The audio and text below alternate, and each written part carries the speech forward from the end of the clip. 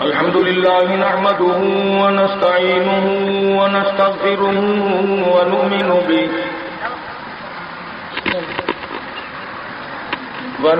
به ونتوكل عليه ونعوذ بالله من شرور أنفسنا ومن سيئات أعمالنا من يهده الله فلا مضل له ومن يضلله فلا هادي له ونشهد أن لا إله إلا الله وحده لا شريك له ولا نظير له ولا مثال له ولا مثل له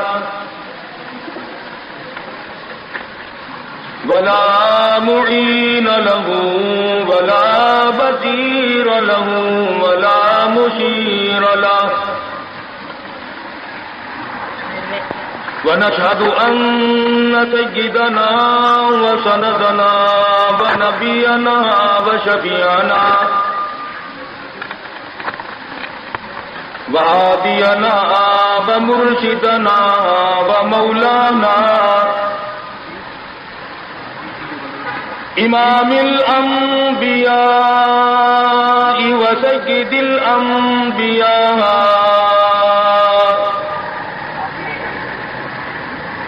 وخاتم النبيين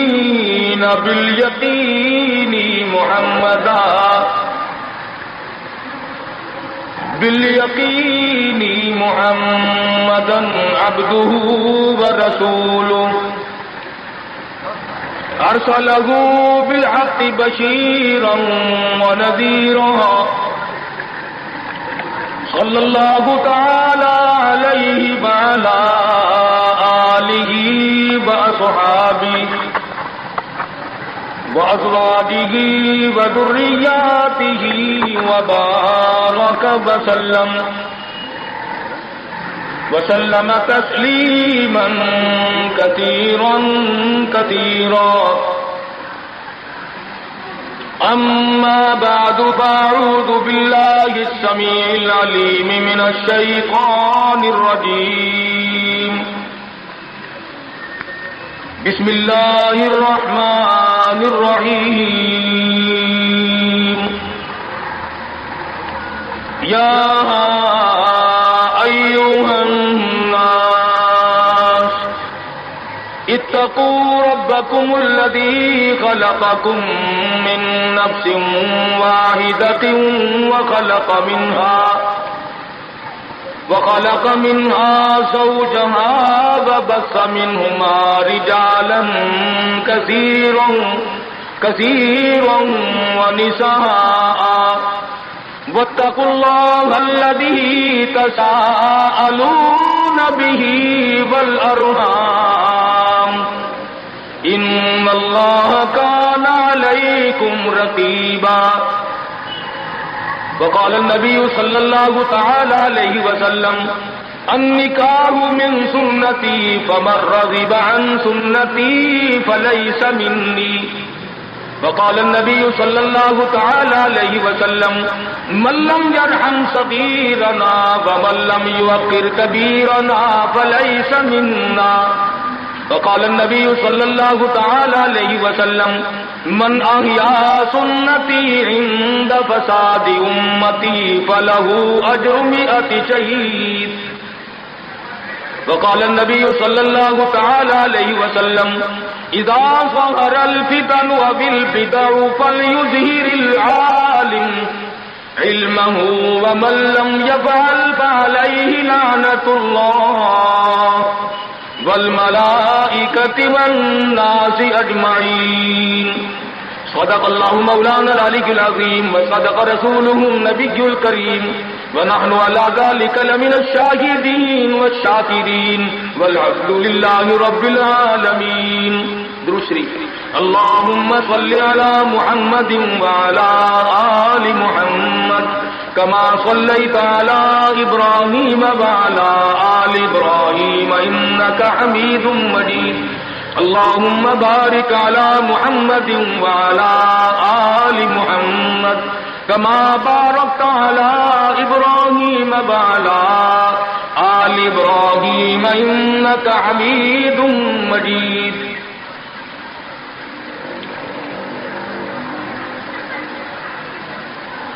قرآن کریم کی یہ آیات اس وقت تلاوت کی گئی سورہ نساء کی ابتدائی چند آیات ہیں. امام الانبیاء محبوب کبریا حضرت محمد الرسول اللہ صلی اللہ تعالی علیہ وسلم کے ارشادات میں سے 2-3 حدیث پاک کی تلاوت کی ہے.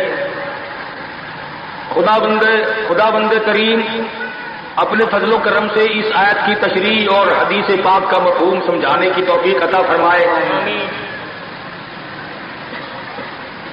یہ محفل، یہ مجلس ایک شادی کے سلسلے میں، اسی کی تقریب سعید کے سلسلے میں منعقد کی گئی. بہت اچھی بات ہے کہ اللہ اور اس کے رسول صلی اللہ علیہ وسلم کے ذکر خیر سے کسی شادی کی ابتدا کی جائے. اگر ہر آدمی یوں کرنے کی کوشش کرے تو لوگوں کے دماغ درست ہو جائیں گے، مگر وقت لگے گا. لوگ گانے بجانے کے عادی ہو گئے، فسق و فجور کی زندگی میں اپنے آپ کو محو رکھنے کے عادی بن گئے. نام کے مسلمان رہ گئے، کام کے مسلمان قبروں میں چلے گئے. آج مردوں کو بھی عورتوں کو بھی تعجب ہوتا ہے. اس نے کہا بھائی آج یہاں کیا بات ہے کہ جی شادی ہوگی، کہ یہ تو جلسہ ہے. شادی میں تو کسی فلمی ایکٹرس کا ناچ گانا بجانا ہونا چاہیے. تمہارے یہاں کراچی میں تو فلمیں دکھانی شروع کر دی. ساری دن دولت کی بات ہے اور کچھ نہیں. ہماری اگر بات آج نہیں سنتے تو وقت آئے گا کہ یاد کرو گے. اس لیے کہتا کہ رنگ لائے گی ہماری فاقہ مستی ایک دن، رنگ لائے گی ہماری فاقہ مستی ایک دن، مٹ جائے گی اے ستم گر تیری ہستی ایک دن. بڑوں کو ہم نے سیدھا ہوتے دیکھا ہے. جب مصیبت کا چکر پڑتا ہے، جب پریشانیوں کا ازدحام آدمی کے اوپر ہوتا ہے، ہوش نہیں آتا، پھر آدمی مسجد کا رخ کرتا ہے، لمبی لمبی دعائیں مانگتا ہے. اسی کو قرآن کریم کہتا ہے وَإِذَا أَنَعْمْنَا عَلَى الْإِنسَانِ أَعْرَضَ وَنَأَىٰ بِجَانِبِهِ. جب آرام پہنچتا ہے، کاروبار صحیح چلتا ہے تو کروٹ نہیں بدلتے، اللہ کا نام لینے کی توفیق نہیں رہتی، خدا بند کریم کو یاد کرنے کے لیے وقت نہیں ملتا. اتنا لمبا پہاڑ شادی کا بنا دیا، غریب آدمی کے بس کی بات نہ رہی. قرآن کریم کہتا ہے بادشاہت موجود ہو، دولت موجود ہو، سارا کاروبار صحیح چلتا ہو، وَإِذَا أَنْعَمْنَا عَلَى الْإِنسَانِ أَعْرَضَ وَنَأَىٰ بِجَانِبِهِ. اور جب مصیبت آئے وَإِذَا مَسَّهُ الشَّرُّ فَذُو دُعَاءٍ عَرِيضٍ. بڑی لمبی لمبی دعائیں مانگتا ہے، سجدے میں پڑھ کے روتا ہے اے پروردگار، او میرے رب میرے حال پہ کرم فرما. جب مصیبت ٹل جاتی ہے پھر خرمستی کرتا ہے.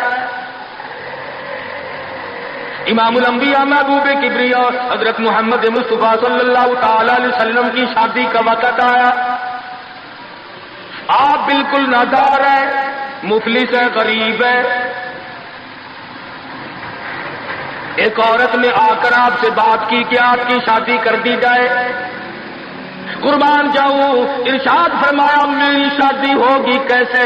گھر نہیں، در نہیں، زر نہیں، پر نہیں، میرے پاس تو ساز و سامان نہیں. وہ کہنے لگی ایسی عورت سے اگر نکاح ہو جائے جس کے پاس دولت بھی ہو سب کچھ موجود ہو، ارشاد فرمایا میں کس طرح سے کروں، وہ مجھ سے بھی تو مطالبہ کرے گی۔ صاحب کہنے لگی سیدہ خدیجہ رضی اللہ تعالیٰ عنہ جس کو مکے کے بڑے بڑے چودھریوں نے پیغام دیے تھے، نکاح کے لیے آئے تھے، بڑے بڑے لوگوں نے پیغام دیے، دولت مند آئے، چودھری آئے، مکے کے رئیس آئے، بڑے بڑے قریش آئے، لیکن خدیجہ کہنے لگی او لوگوں تمہیں کیا معلوم ہے، میں نے ملازم رکھ کے دیکھ لیا، میں نے کاروبار کرا کے دیکھ لیا، خدا کی قسم میں چوبارے پہ کھڑی تھی جب حضور اکرم صلی اللہ علیہ وسلم چلنے لگے، میرا سامان لے کر میری آنکھوں نے دیکھا بادل نے چھاؤں کر لی تھی، بادلوں نے چھاؤں کی، میری آنکھوں کے سامنے سورج کی تپش زیادہ تھی، حضور کے سر پہ آ کر بادلوں نے چھاؤں کی، اور لوگوں میں تو ان کے بادلوں کے چھاؤں میں آنا چاہتی ہوں، میں غریب بے شک ہے، وہ یتیم ہیں، لاوارث ہیں، ان کا کوئی نہیں، میں اپنے آپ کو ان کے قدموں پہ نثار کرنا چاہتی ہوں۔ چنانچہ تیاری ہوئی، حضور نے فرمایا میں کیا تیاری کروں، میرے پاس تو کچھ نہیں، شہنشاہ کائنات ہو، عبداللہ کے بیٹے ہو، آمنہ کے درے یتیم ہو اور بلے کچھ نہیں۔ ابو طالب نے نکاح کا خطبہ پڑھا، سیرت کی کتابوں میں موجود ہے، مقدمہ ابن خلدون میں، دیگر کتابوں میں ابو طالب کے یہ الفاظ ہیں، اور لوگوں آج اگرچہ میرے بھتیجے کے پاس دھن دولت نہیں، حکومت نہیں، تجارت نہیں، لیکن میرا یقین کہتا ہے ایک وقت آئے گا ساری دنیا کی دولت قربان کر دی جائے گی۔ حضور اکرم صلی اللہ تعالی علیہ وسلم کا سب سے پہلا نکاح سیدہ خدیجہ رضی اللہ تعالی عنہا کے ساتھ ہوا، اور حضور نے یہ ثابت کر دیا آقا دو عالم صلی اللہ علیہ وسلم کی عمر مبارک 25 سال ہے اور سیدہ خدیجہ کی عمر 45 سال ہے۔ آج اس قسم کی شادی کر کے تو دیکھے کوئی، تم خاموش ہو کے بیٹھے یعنی چپ کر جاؤ۔ تو عرض کر رہا تھا عمر کا تناسب نہیں، نبی نے ہر اس رسم کو توڑا، ہر اس ذوم باطل کی تردید کر دی عملی طور پر جس کو دنیا کے لوگ چلا کرتے تھے اور بازاروں میں ٹنٹنایا کرتے تھے۔ یہ کوئی مناسبت ہے کہ حضور کی عمر شریف 25 برس ہے اور خدیجہ کی عمر 45 برس ہے؟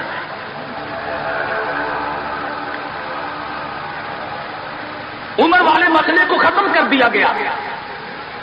حضرت خدیجہ اور پھر کمال یہ کہ اللہ پاک نے اس ہی مائی کے پیٹ سے اولاد دی جس کی عمر حضور سے دگنی تھی۔ آج تو اگر تھوڑی سی عمر زیادہ ہو جائے لڑکی کی پھر تو لوگ فطہ لے کر کے آتے ہیں کہ میاں ناپ کے دیکھو پہلے کتنی بڑی ہے۔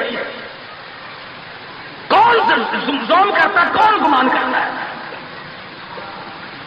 پچھلے سال میرے پاس ایک آدمی آیا اور کہنے لگا قاری صاحب ایک دعا کر دے، میں نے کہا کی کہ پہلے تو لڑکی کا رشتہ مانگنے کے لیے کافی لوگ آتے تھے، ہمیں ہوش نہ آیا، اب عمر کچھ زیادہ ہو گئی، اب کوئی مانگتا ہی نہیں۔ میں نے کہا دریا چنان میں دھکا دے دو، اب لے گا کوئی نہیں۔ پتا چلا شرافت بڑی چیز ہے، طہارت بڑی چیز ہے، یہ عمر کا بھی مسئلہ جو ہے یہ دیکھنے آج کل اگرچہ دیکھنا پڑتا ہے لیکن اس کی مناسبت کوئی نہیں۔ اگر لڑکی کی عمر زیادہ ہو تو حضور کے عمل نے پہلے یوں تردید کر دی، اور پھر ایسا وقت بھی آیا کہ حضور اکرم صلی اللہ علیہ وسلم کی عمر مبارک تقریباً 42 برس ہے اور سیدہ عائشہ صدیقہ رضی اللہ تعالی عنہا کی عمر 6 برس ہے۔ حضور کے عمل نے اس بات کو بھی توڑ دیا کہ اگر لڑکے کی زیادہ عمر ہو جائے تو کوئی بات نہیں، سنت کے خلاف نہیں ہے، شریعت کے خلاف نہیں ہے۔ سیدہ عائشہ صدیقہ رضی اللہ تعالی عنہا کی عمر مبارک اس وقت 9 برس ہے جب رخصتی ہوئی، اور حضور صلی اللہ علیہ وسلم کی عمر شریف میں حیات اور زندگی میں سیدہ عائشہ صدیقہ نے 18 برس گزارے۔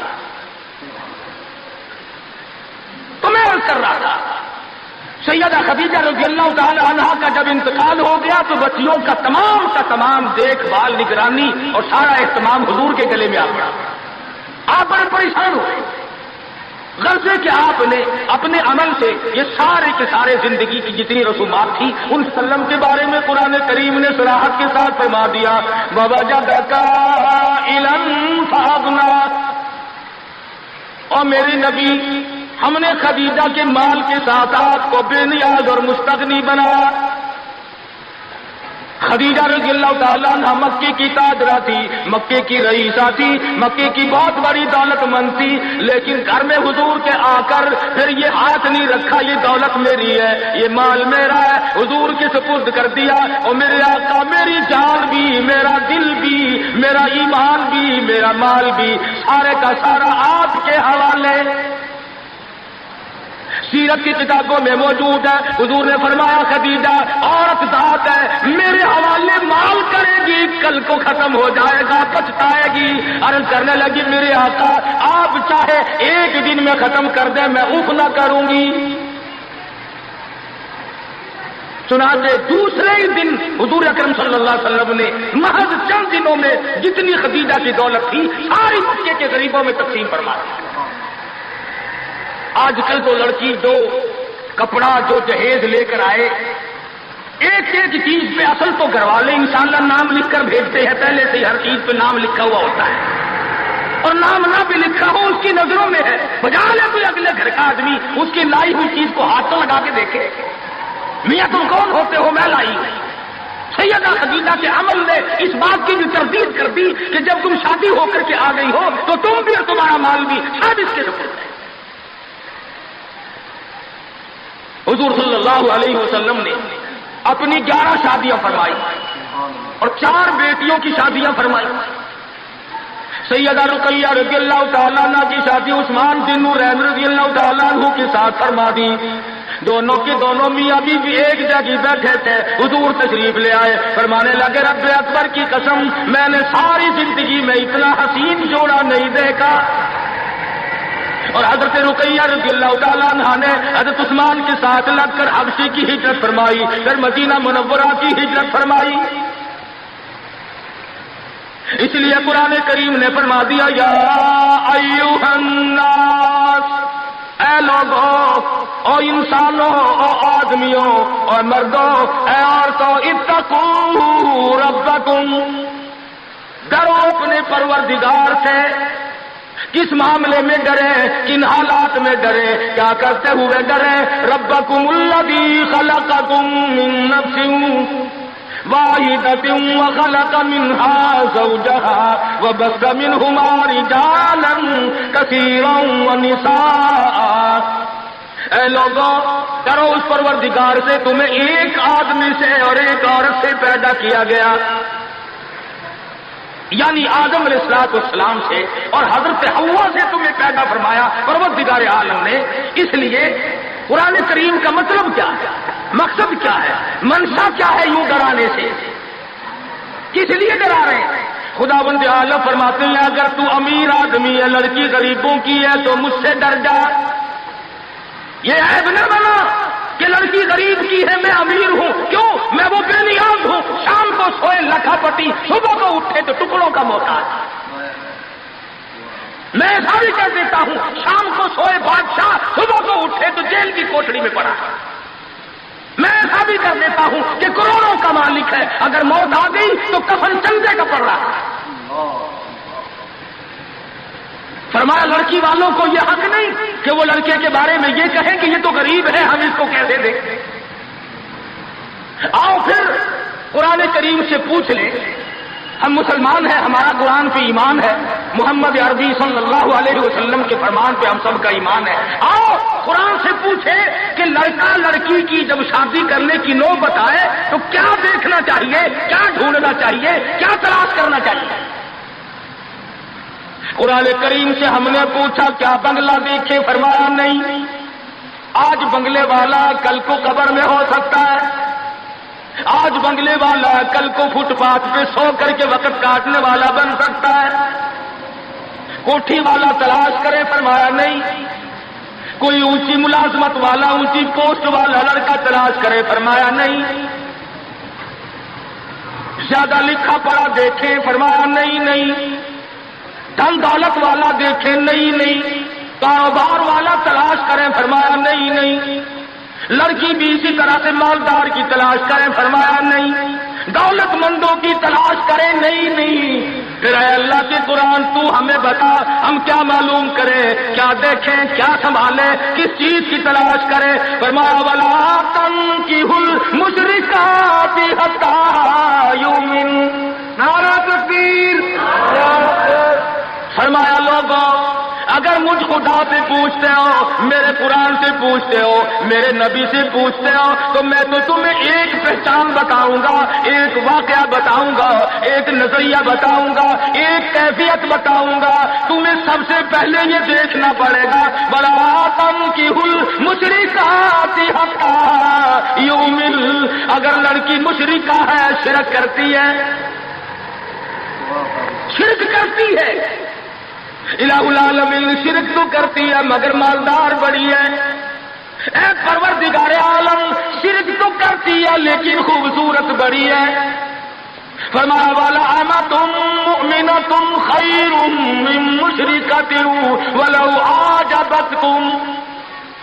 قرآن خود کہتا ہے مشرکہ لڑکی چاہے تمہیں مالدار نظر آئے، چاہے تمہیں خوبصورت لگے، آج اب قرآن کے الفاظ ہیں، تمہیں عجیب معلوم ہوتی ہو، تمہیں اس کے انداز، اس کی چال، اس کی ڈھال، اس کی رفتار، اس کا سونا چاندی تمہیں بہت بڑی چیز دکھائی دیتی ہو۔ فرمایا اسی طرح سے لڑکے کا وَلَا تُنكِحُوا الْمُشْرِكَاتِ حَتَّىٰ يُؤْمِنُوا وَلَعَبْدٌ مُّؤْمِنٌ خَيْرٌ مِّن مُّشْرِكٍ وَلَوْ أَعْجَبَكُمْ۔ الہ العالمین لڑکا شرک تو کرتا ہے مگر مالدار بڑا ہے، لڑکا شرک میں تو ڈوبا ہوا ہے مگر خوبصورت بڑا ہے۔ قرآن کا اعلان سنو، پیغام سنو، فرمایا شرک سے بچنا، سب سے پہلے لڑکے لڑکی کا عقیدہ دیکھنا، اگر عقیدہ صحیح ہوگا تو بات بنے گی، اگر غلط عقیدے کی لڑکی آ گئی خاندان کا بیڑا غرق کر دے گی۔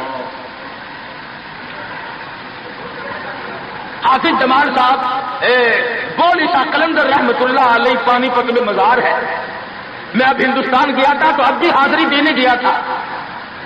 ہم اولیاء کرام کو بڑا مانتے ہیں، میں بولی شاہ قلندر رحمت اللہ علیہ کے مزار پہ گیا اور رات وہیں ٹھہرا۔ مولانا حالی پانی پتی کی قبر بھی وہیں اور بولی شاہ قلندر کا مزار بھی وہیں۔ تو لکھا ہے کہ جس وقت بولی شاہ قلندر رحمت اللہ علیہ پیدا ہوئے تو بڑے روئے، بہت روتے تھے۔ تو ایک بزرگ آئے جنہوں نے ان کے والد کو مبارکباد دی کہ بچے کی مبارک ہو۔ انہوں نے کہا حضرت مبارک تو آپ دے رہے ہیں مگر بچہ جس دن سے پیدا ہوا اتنا رو رہا ہے کہ ناک میں دم کر دیا۔ فرمایا میرے پاس تو لاؤ ذرا، لے آئے۔ اللہ والے نے ذرا سا اس کان کو منہ لگایا اور ذرا سا اس کان کو منہ لگایا، بچہ خاموش ہو گیا۔ واپس جانے لگے۔ شاہ بخر الدین رحمہ اللہ اولیاء کرام میں سے ہیں، بزرگان دین میں سے ہیں۔ شاہ بہاء الحق زکریا ملتانی رحمت اللہ علیہ کے داماد ہیں، جو لڑکی یہاں رہتے رہتے فوت ہو گئی تھی۔ تو شاہ بخر الدین نے کہا حضرت بتاؤ۔ فرمایا تمہیں معلوم نہیں بولی شاہ قلندر کی والدہ اماں قرآن کریم کی حافظ ہے، اور قرآن سے اتنا عشق ہے، اتنا لگاؤ ہے، اتنا سوز و خداز ہے، اتنی محبت ہے کہ ایک ختم قرآن کا روزانہ پڑھتی تھی۔ بچے کو پیٹ میں لے کر ایک ختم قرآن روزانہ کا پڑھتی تھی۔ تو بچے کی روح کا اور قرآن مجید کا اتنا گہرا تعلق ہو گیا۔ اب چونکہ اماں زچگی میں آدھی چھلنے میں پڑ گئی اس لیے قرآن نہیں پڑھتی۔ ارے آدھی کی عادت ٹوٹی، ناشی کا نشہ ٹوٹا، روئے نہ تو کیا کرے۔ میں نے اس بچے کے کان میں ایک آیت اس میں پڑھی، ایک آیت اس طرف پڑھی، بچے کی روح کی غذا مل گئی، خاموش ہو گیا۔ یہ کر رہا تھا کہ یہ سارے کے سارے معاملات قرآن کریم کا اعلان ہے، عقیدہ دیکھو، نظریات معلوم کرو۔ اگر غلط عقیدہ گھر میں آ گیا تو بات بگڑے گی، وہ اپنے ساتھ ساتھ اوروں کو بھی لے بیٹھے گی۔ اور علماء کرام نے لکھا، تجربے سے بھی یہ ثابت ہوا کہ عورت کی جو گود ہے، عورت کی جو گود ہے، یہ پرائمری اسکول بھی ہے، یہ مڈل اسکول بھی ہے، یہ میٹرک اسکول بھی ہے، یہ کالج بھی ہے، یہ وہ یونیورسٹی ہے جس سے نبی بے نیاز نہیں، ولی بے نیاز نہیں، قطب اور ابدال بے نیاز نہیں۔ اس کالج میں ہر بچہ پڑھتا ہے، ماں کی گود میں لازمی پڑھتا ہے۔ اور لوگوں اس کالج کو سنبھالو، اس پرائمری اسکول کے استاد کو سنبھالو، اس کالج کے پروفیسر کو سنبھالو، اور وہ ہے بچے کی اماں۔ ہمارے یہاں بالخصوص عورتوں کی تعلیم کا، دینی تعلیم کا کوئی انتظام نہیں کرتے۔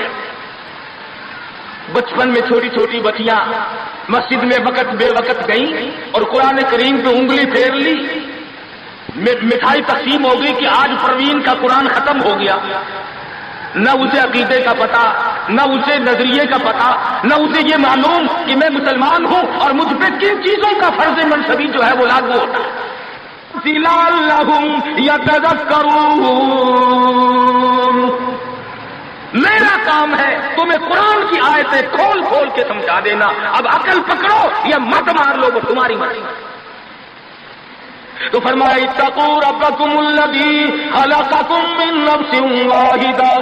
او لوگوں غرور نہ کرو، تکبر نہ کرو، یوں نہ کہو میرا لڑکا خوبصورت نہیں، ہماری لڑکی بڑی خوبصورت ہے. بہت ممکن ہے شام کو سوئے حسن والی صبح کو اٹھے تو آنکھوں سے جواب مل جائے.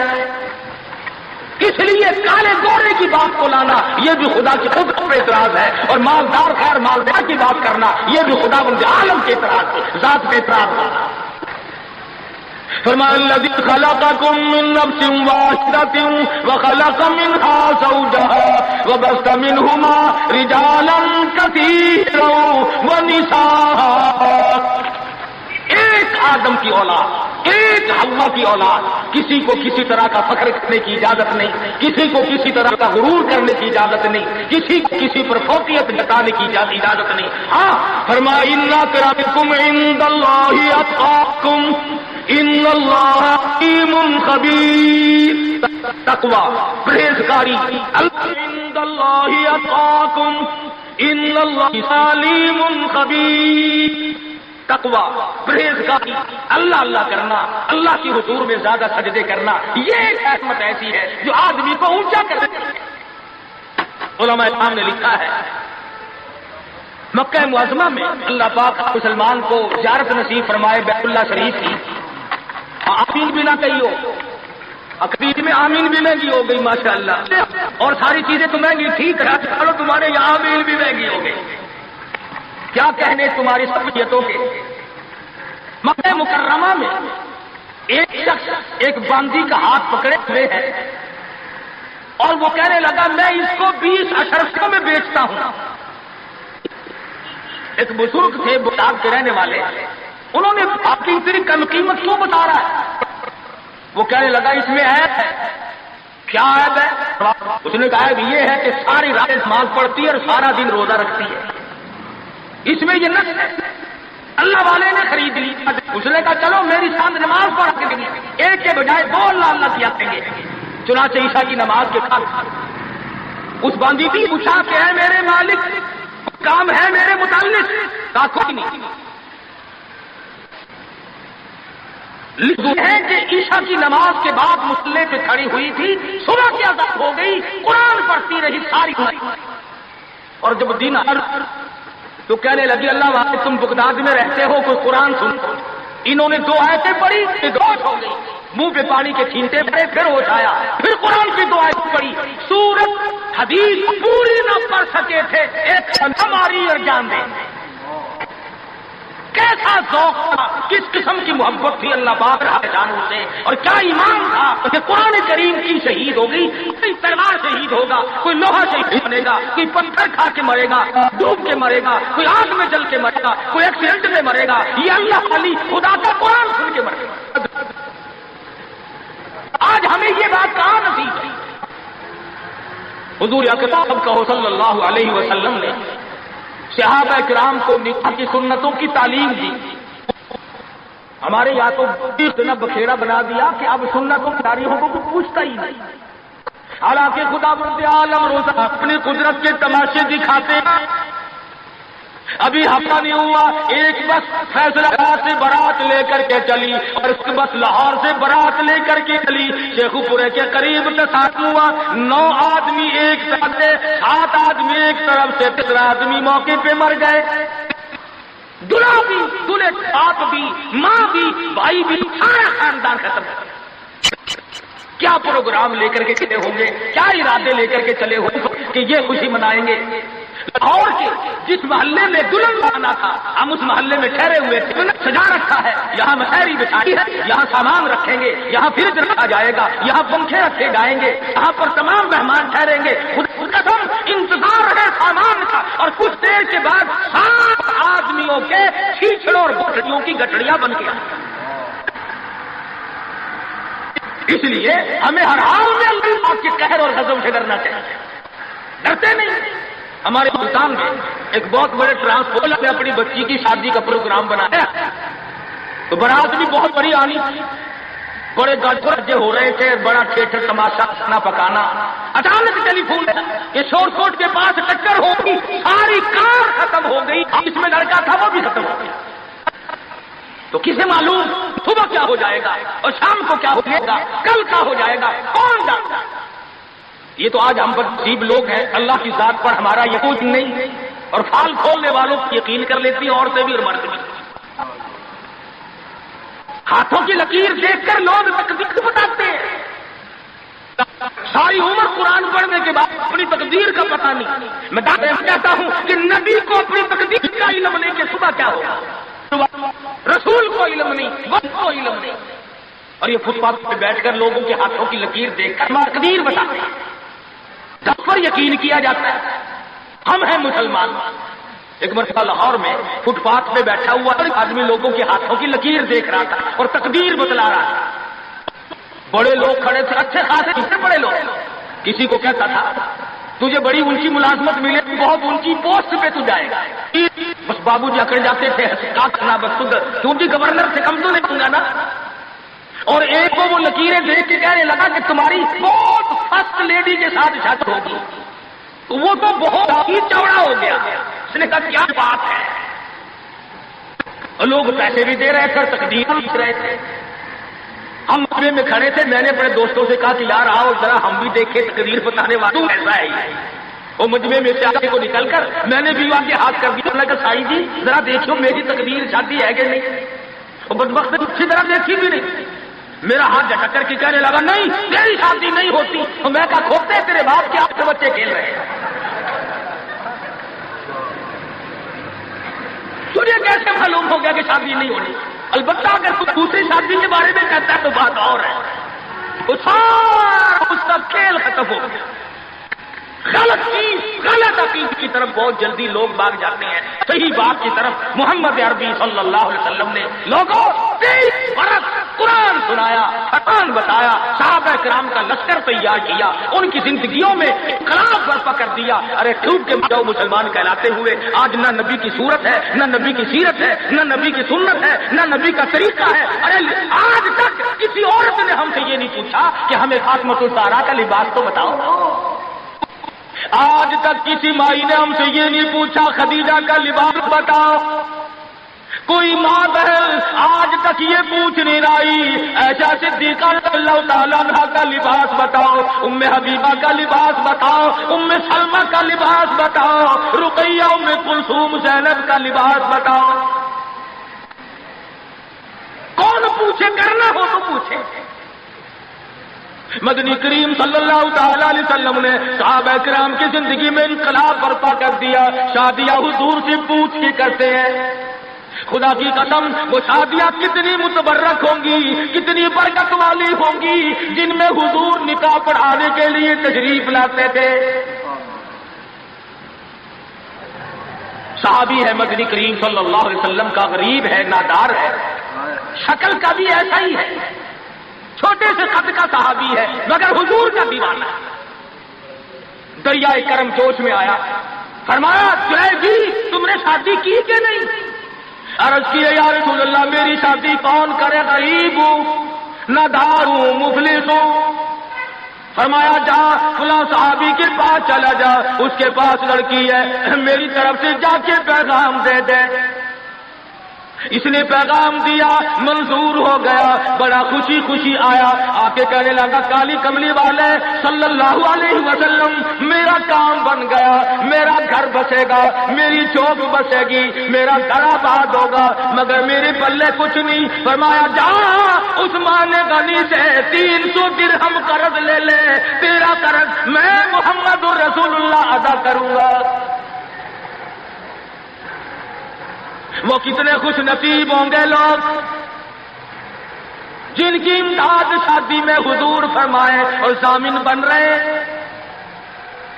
عثمان غنی کی خدمت میں گئے رضی اللہ تعالی عنہ کہ مجھے حضور نے بھیجا ہے 300 درہم قرض دے دے. حضور نے مانگا ہے, حضور ضامن ہے صلی اللہ علیہ وسلم. 300 لے کر کے بازار گیا, کچھ کپڑا خریدا, کچھ برتن لیے, کچھ ساز و سامان بنایا, جھوپڑی کی تیاری کی. اتنی دیر میں مدینے میں اعلان ہو گیا انفروا فی سبیل اللہ, اور مسلمانوں آؤ میدان میں. کفر نے اسلام کو للکارا ہے, تیار ہو جاؤ لڑائی کے لیے. کیسے ذہن بنا دیے تھے مدنی کریم صلی اللہ علیہ وسلم نے. تو ایسا ہو, اس لیے کہتا جفا جو ہوتی ہے عشق میں وہ جفا ہی نہیں, جفا جو ہوتی ہے عشق میں وہ جفا ہی نہیں, اور جو بے ستم ہو محبت اس میں کوئی مزہ ہی نہیں. جو کسی کے فرمان پہ مار کھائی جائے بڑی لذت آتی ہے. صحابی حضور کی خدمت میں نہیں جاتا اور میرے آقا جہاد میں جاؤں یا شادی کروں, آپ مجھے حکم دیں جو فرماؤ گے کروں گا. حضور کی خدمت میں نہیں جاتا, شادی کا پروگرام خود بخود ملتوی کر دیتا ہے. اسلام کی عظمت بڑی شے ہے, شادی کے مقابلے میں کوئی شے نہیں. زیور واپس کر دیے, کپڑا واپس کر دیا, برتن واپس کر دیے, گھوڑا تلوار لی, میدان جہاد میں سب سے آگے جا کے ٹکرا گیا اور زخم کھا کر شہید ہو رہا ہے. حضور میدان جہاد میں تشریف لائے, فرمایا میرا دیوانہ شادی میں مصروف ہوگا. کسی نے جواب دیا نہیں نہیں, وجرحت جرحا شدیدا, یا رسول اللہ ہمارے ماں باپ آپ پہ قربان ہو جائے, وہ پیچھے نہیں, وہ تو 80 کے قریب زخم کھائے ہوئے نڈھال پر آئے. تلواروں تیروں کے 80 کے قریب زخم آئے. رحمت دو عالم صلی اللہ علیہ وسلم کا دریائے کرم جوش میں آیا, فرمایا اٹھا کر کے جلدی میرے پاس لے آ. صحابہ اٹھا کے لائے, رحمت والی گود میں سر رکھ دیا. اور لوگوں, کوئی اسپتال میں دم توڑے گا, کوئی ایکسیڈنٹ میں مرے گا, کوئی بیوی بچوں کے سامنے تڑپ تڑپ کے مرے گا. خدا کی قسم یہ صحابی کتنا خوش نصیب ہے, رحمت للعالمین کی رحمت والی گود میں دم توڑ رہا ہے. نعرہ تکبیر, شان صحابہ. اور مدنی کریم صلی اللہ علیہ وسلم نے آخری وقت میں پیشانی پہ بوسہ دے کر کے فرمایا فزت برب الکعبہ, اور نوجوان رب کعبہ کی قسم تو بڑا کامیاب ہے. حضور کی گود میں دم توڑ رہا ہے. کیا خوش نصیب ہے, دیدار کرتا ہوا جا رہا ہے رحمت عالم کا. گود حضور کی, دیدار حضور کا, ہاتھ حضور کا, پیشانی حضور چوم رہی ہے. ارے لاکھوں مرنے قربان کر دوں اس صحابی کے ایک شہادت. اور پھر توجہ کرنا, ایک بات بتاؤں, بخاری شریف کی روایت میں ہے کہ صحابی کا جب دم ٹوٹنے لگا, جب آخری وقت آیا, حضور کی گود میں سے اچھل کر تڑپ کر اپنا رخسار حضور کے قدموں پہ رکھ دیا, حضور کے قدموں پہ دم دیا. مدینہ منورہ میں اعلان کر دیا گیا شہید ہو گیا صحابی, آؤ نماز جنازہ تیار ہے. چاروں طرف سے لوگ آئے, سارا مدینہ ٹوٹ کے آیا. جب جنازہ لے کے چلنے لگے, ابو ہریرہ نے دیکھا کہ مدنی کریم صلی اللہ علیہ وسلم اپنے قدم مبارک بچا بچا کر کے رکھ رہے ہیں, جیسا کہ کانٹوں سے بچایا جاتا ہو, روڑوں سے بچایا جاتا ہو. ابو ہریرہ نے پوچھا میرے آقا اینٹ نہیں, روڑا نہیں, پتھر نہیں, آپ کس چیز سے قدم مبارک بچا رہے ہیں؟ فرمایا اس صحابی نے شادی والی عمر بھر کی تمنا, عمر بھر کی حسرت کو, عمر بھر کے ارمان کو, عمر بھر کی آرزوؤں کو حضور کے لائے ہوئے اسلام کی عظمت پہ قربان کر دیا. حضور فرماتے ہیں انی ارا مالا ترا, میں تمہیں کیا بتاؤں, اس کا جنازہ پڑھنے کے لیے آسمان سے 4000 فرشتہ آیا. سنت کی اتباع بہت بڑی چیز ہے. مدنی کریم صلی اللہ علیہ وسلم نے اپنی بیٹیوں کی شادیاں کر کے ساتھ ساتھ بتا دیا کہ یہ طریقہ کار ہے, اس سے زیادہ اور کوئی حقیقت نہیں. سیدہ فاطمہ الزہرا رضی اللہ تعالی عنہا کی شادی کا وقت آیا، یہی رجب کا مہینہ ہے۔ ابو بکر صدیق رضی اللہ تعالی عنہ اور فاروق اعظم کو بلایا، فرمایا تمہیں پتا ہونا چاہیے فاطمہ الزہرا سیانی ہو گئی ہے، میں نے نکاح کرنا ہے، مشورہ دو کس سے کروں؟ سبحان اللہ، نبی کے وہ مشیر بھی کتنے خوش نصیب ہیں کہ حضور اپنی بیٹی کے بارے میں بھی صدیق اور فاروق سے صلاح فرما رہے ہیں، مشورہ لے رہے ہیں۔ دونوں کے دونوں نے صاف فرمایا کہ علی سے بہتر کوئی نہیں۔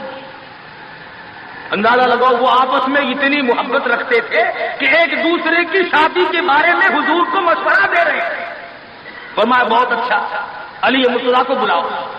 بلا کے فرمایا کہ یہ میرا بھی ارادہ ہو گیا، اور ان دونوں حضرات نے مشورہ دیا کہ خاتون جنت کا نکاح تیری ساتھ کیا جائے، کچھ ہے پلے حق مہر دینے کے لیے؟ کہا یا رسول اللہ میں تو سپاہی آدمی ہوں، میرے پلے کیا ہے؟ یہ تلوار ہے اور یہ میری زرہ ہے جسے پہن کر میں جنگ کرتا ہوں، اور میرے پلے کام دولت کچھ نہیں۔ تو فرمایا کہ یہ زرہ جو ہے اسی کو بیچ کر پیسے بنا لا۔ حضرت علی اٹھے، بیچنے کے لیے بازار جا رہے ہیں، راستے میں عثمان غنی ملے، فرمایا علی کہاں چلے؟ کہا میری یہاں شادی ہے، نکاح ہے، یہ زرہ بیچنے چلا ہوں، میں اپنی حق مہر دوں گا۔ فرمایا آجا سودا کریں گے۔ عثمان نے، علی مرتضیٰ نے سودا کیا، 400 درہم میں سودا ہو گیا۔ جب اٹھ کے چلنے لگے حضرت عثمان نے زرہ بھی پیسے بھی حضرت علی کو واپس کر دیے اور فرمایا کہ خاتون جنت کی شادی ہو، حضرت عثمان کا ہو، میں بڑا راضی۔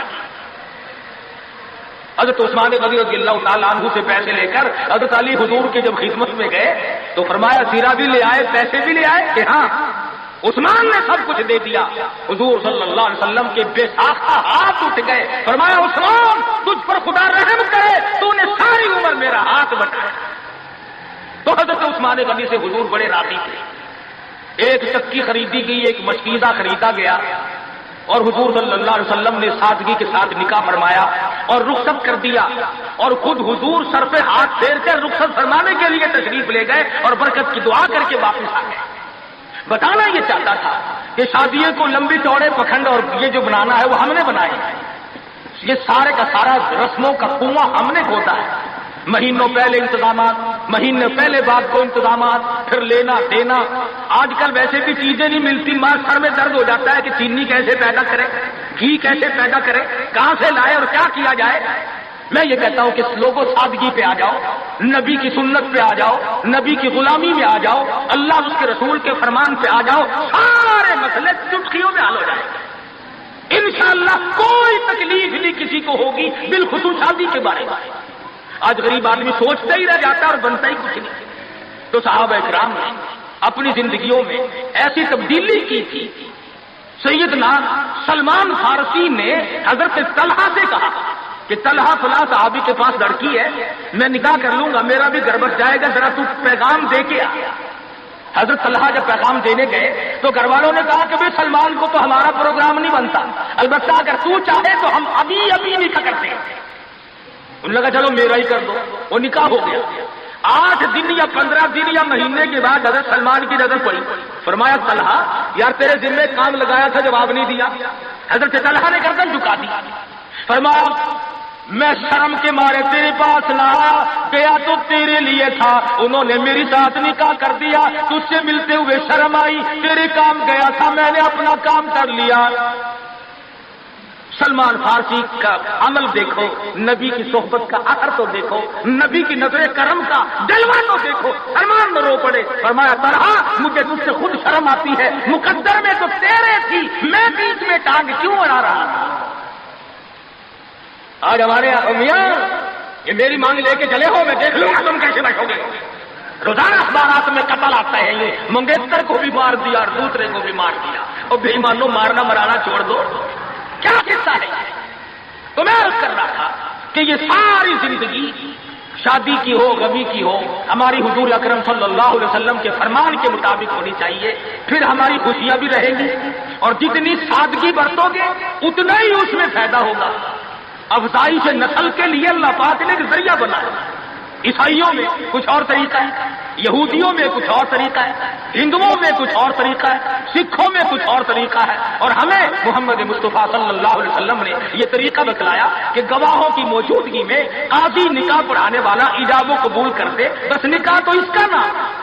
ہم نے مکہ معظمہ میں مدینہ منورہ میں کئی شادیاں دیکھی، نہ دیگ چڑھی نہ دیگچے چڑھے، نہ برات آئی نہ ڈھول بجا، آئے اور نکاح ہوا اور چھوارے تقسیم ہوئے اور دلہن کو بٹھا کر کے یوں ہی بھاگ گئے، بس لینا نہ دیکھتے، نہ جہیز کی لعنت اور نہ اگلے کے ذمے کوئی چیز۔ تو قرآن کریم نے ان تمام چیزوں کی تردید کی ہے۔ ہمیں سب کو اپنی زندگیوں میں، اپنے بچوں کے اور بچیوں کے معاملات میں ان چیزوں پہ عمل کرنا چاہیے، اپنی زندگی کو سادہ بناؤ۔